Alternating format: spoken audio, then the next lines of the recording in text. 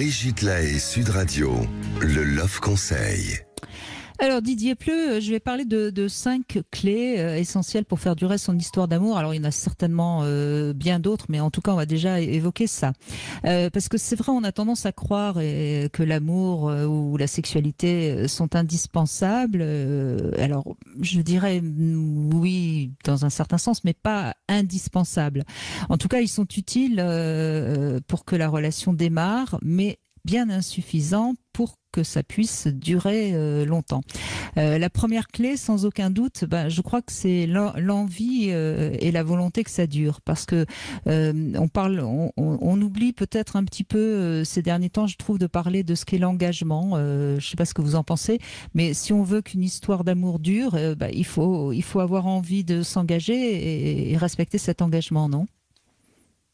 Oui, parce que là, ce que vous êtes en train de dire, c'est que si on est simplement dans un souci d'immédiateté, de jouissance immédiate et effectivement de fréquenter quelqu'un pour cette espèce de bonheur absolument immédiat, ça marche pas. Alors que envisager déjà le futur, la durée, etc., c'est être rationnel. C'est-à-dire, je suis dans les devenir à moyen et long terme quand je construis un couple. Je suis pas dans l'immédiateté comme un gamin qui veut son biberon.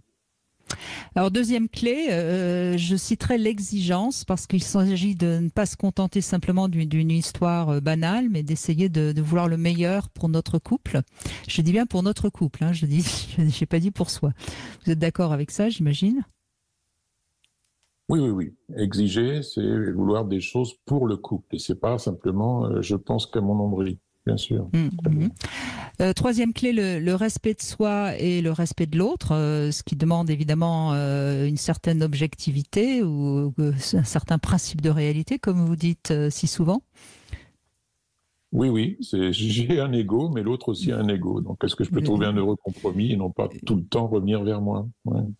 Ensuite, quatrième clé, une certaine adaptation, une certaine adaptabilité, parce que vivre à deux, ça demande évidemment des adaptations quotidiennes et puis parfois de grandes adaptations. Mais on l'a entendu tout à l'heure avec notre Caroline, hein, il va falloir trouver s'adapter entre celui qui veut vivre dans la montagne et l'autre qui veut vivre en ville. Donc l'adaptation, et ça c'est pareil, hein, c'est difficile l'adaptation dans les couples.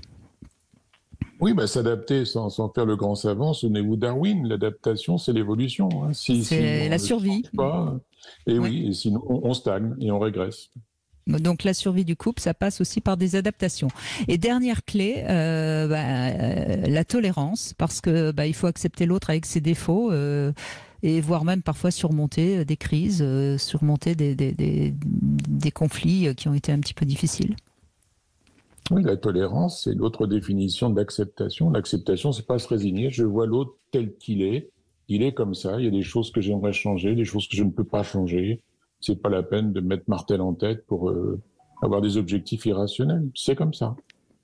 Bon, donc quand on a terminé ce Love Conseil, on comprend pourquoi il y a tellement de couples qui n'arrivent pas à durer. Hein. Oui, je crois qu'il y a beaucoup de clés qui ne doivent pas fonctionner pour certains. Oui. Ouais. Ou alors les serrures ne sont pas avec assez de lubrifiant.